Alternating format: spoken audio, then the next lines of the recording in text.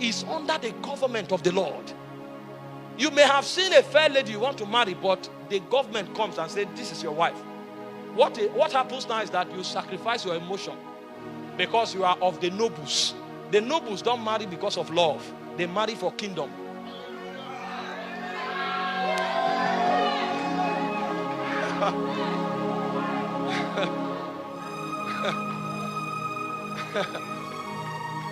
It's not given to man that walketh to order his steps. So even when the whole idea looks correct, there's a way that seemeth right unto a man. The end thereof is death.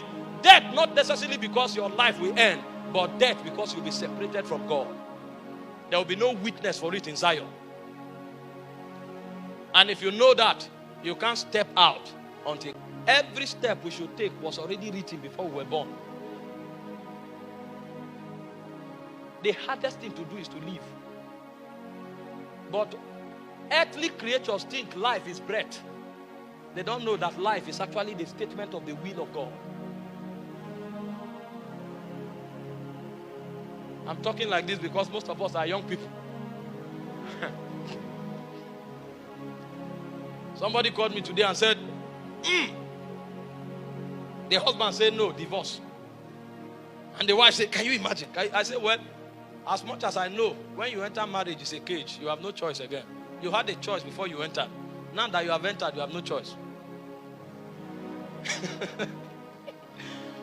And go and check the Bible. It didn't say marry who you love. You are only commanded to love who you marry.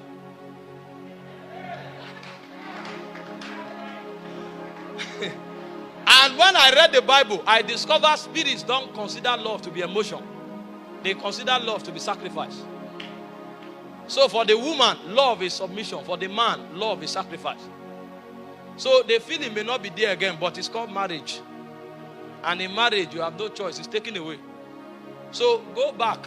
I said the problem of marriage is one, it's flesh. And the cure of marriage is supply of the Spirit. So the Bible said, be not drunk with wine, wherein is excess, but be filled with the Spirit. Speaking to yourself in psalms, in hymns, in spiritual songs, making melody in your heart to the Lord. When you are now full of the Spirit, he now says, submit yourself one to another. Because he knows that flesh will not allow you to submit yourself. So he says, first, be full of the Spirit. When you are full of the Spirit, it's easy to submit as a wife. And when you are full of the Spirit, it's easy to sacrifice as the man. If you are not, there will be crisis. That's the wisdom of the immortals. He knows that in time, there will be many options. So he banished, he sentenced you. You are a sentenced person. That's why you cannot live your life except as God speaks. The wisdom